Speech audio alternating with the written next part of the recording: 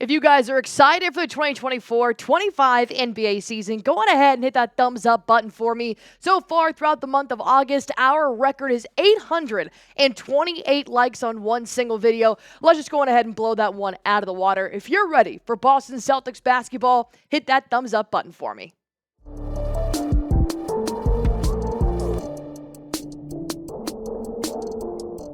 We have great news for the Boston Celtics and their fans as the 2024-25 NBA schedule has now been announced. We're going to break down the top matchups. We're even going to get into who I think could be an NBA Finals contender to go up against the Boston Celtics, but we'll also talk about Kristaps Porzingis injury update, how this is going to affect the Celtics in the 2 months that Porzingis may not be playing in a Boston Celtics uniform. But first things first, let me go ahead and show you guys some key dates that you should know ahead of the 2024-25 NBA season. So September 24th, the Boston Celtics and the Denver Nuggets actually report to Media Day really early because in October 4th and 6th, they actually take on Abu Dhabi, which is when they'll play the preseason game against the Denver Nuggets. October 22nd is the start of the regular season, and then November 12th, NBA Cup. February 14th will be the All-Star weekend. So there is a lot going on, but the one game that I have on my mind is going to be the season opener.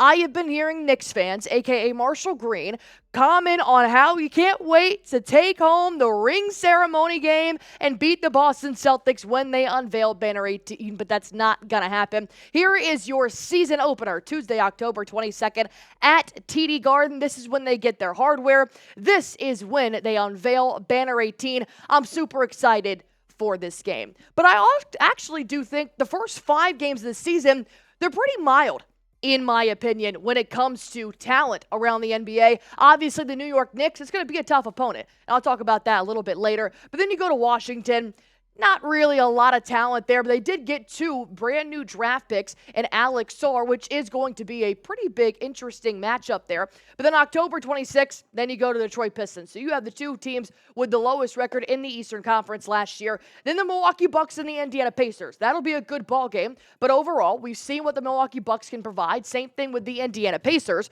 So in my opinion, I think the Celtics are going to start their season 5-0. Why? Because nothing is new. They don't have to adjust to anything, really, other than being without Kristaps Porzingis. So Al Horford may not play in one of those first 5 games because he doesn't like a lot of back-to-backs, but I see the Celtics starting off 5-0. But let's talk about that first 2 months without Kristaps Porzingis because we know he just had surgery in June, and now he has a 5 to 6 month recovery time, which puts him at about a start date around Christmas. But that is if everything goes as planned. He could come back later, probably not coming back any earlier. But the number one thing that I'm worried about are back-to-back games for the Boston Celtics. They have 13 back-to-back games in the NBA season. But here are the back-to-backs without Kristaps Porzingis from November to December that make me a little bit weary. Why? Because Al Horford doesn't play back-to-back games. He's 38 years old, so they really do not want to injure him by playing him night in and night out. So you got to think about the Charlotte Hornets. That's fine. You really don't have to play Al Horford at all in those first 2 games. Then the Brooklyn Nets, they just re-signed Nick Claxton. You're probably going to need a big body down low. Horford will probably play one of these games. But then the Timberwolves and the Clippers. That's going to be a really tough back-to-back opponents without having Kristaps Porzingis nor Horford in the paint going up against these big bodies, including Rudy Gobert and Cat. And then the Cavs and the Heat. Honestly, this may be an 0-2 weekend for the Boston Celtics. Taking on Evan Mobley and Jared Allen, and then you got to go face Bam Adebayo with only or Al Horford in one of those ball games and no Kristaps Porzingis. Either Luke Cornett needs it at the weight room, or it's going to be a really long weekend for the Celtics. And then kind of back-to-back the weekend after that, Milwaukee Bucks and the Memphis Grizzlies going up against former Defensive Player of the Year Jaren Jackson Jr. and Giannis Antetokounmpo. It's not going to be easy. So obviously you see Kristaps Porzingis not being there is going to hinder the Celtics mainly on those double game weekends. But he could return around Christmas. That is when the 5 to 6 month mark does allow him to get back in the Celtics uniform. He's been working out, but nothing as of right now is an update that indicates he should and definitely will be back around the Christmas time. And as the Boston Celtics are one of the top teams in the NBA, that means they play on the biggest days of the year. So here is your NBA Christmas schedule. The San Antonio Spurs, you got Wemby versus Brunson on Christmas Day. Then you got the Timberwolves at Dallas Mavericks, but we take on the Philadelphia 76ers and TD Garden. But this time, you're going to have Paul George, Joel Embiid, and Tyrese Maxey in this ball game around 5 p.m. on Christmas evening. That'll be a really good game to watch. You know, normally Boston thrives facing an opponent like Philly, but with Christmas and being at home, the stakes could be a little bit higher. So now with that in your mind, of all those back-to-back games without having Kristaps Porzingis, are you worried about the Celtics in the first 2 months without their big man? Type Y for yes, type N for no. Let me know what you guys think in the comment section down below.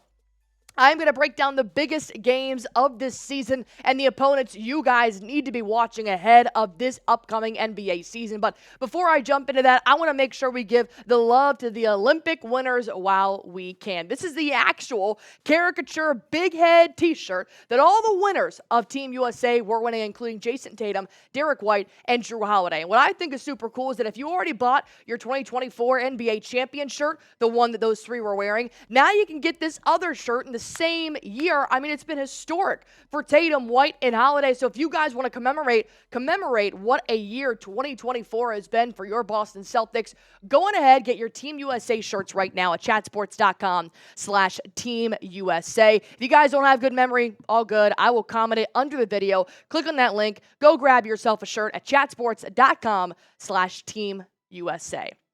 I got to talk about the big opponents, right? And that includes the New York Knicks. They made some tweaks to their roster in this last offseason that is going to make them a pretty big opponent for the Boston Celtics come October, February, and April, especially that April game if they do happen to be number 1 and number 2 and it's close in the standings in the Eastern Conference. If you're asking me, Allie, why the Knicks? Why are they now this contender? Because we know we beat them 4 out of 5 times last season. Well, they added Bridges. They added on to their Villanova Knicks roster, and I do think Bridges elevates them at 6'6" in the backcourt. So when you've got somebody like Bridges, they no longer have Isaiah Hartenstein, but Mitchell Robinson, Julius Randle now coming back from an injury, and if everything goes smooth, they will be available for all 4 of those ball games. Even extending OG Anunoby, the starting 5 is no joke. So now you got to face them 4 times in 1 year, and the Knicks are only gunning for the Boston Celtics. Why would they not? We have the biggest target on our back.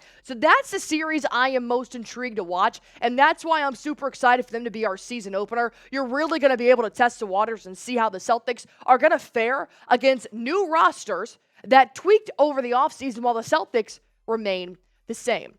But let's take it over to the West Side, shall we? Because I'm looking ahead to the finals, because I already think the Boston Celtics are going to be back in the NBA Finals. But I don't think it's just the Nuggets on our radar anymore. I think the Oklahoma City Thunder are a team you need to watch out for. They picked up Alex Caruso, and they got rid of Josh Giddey. Well, we play Oklahoma and Denver back-to-back on the road January 5th and January 7th. If Kristaps Porzingis is back by Christmas, this will be his 2 first big tests going up against Jokic and going up against Chet Holmgren.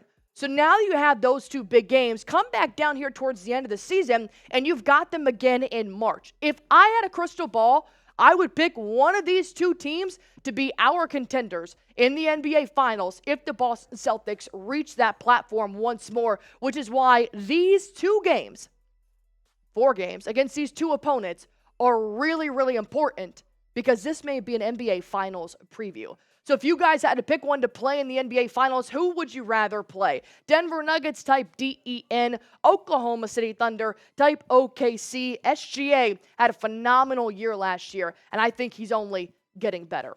But when you look at the back-to-backs, they're just absolutely brutal. They are, especially the ones without Kristaps Porzingis. But having 13 back-to-backs is going to be tough. But it's not anything out of the ordinary. It's not the first time they've ever done it. But not having your full roster is what's going to make this really hard. But Noah Dalzell also pointed out one specific game that I didn't have on my radar till I saw this tweet, and I'm like, oh, shit.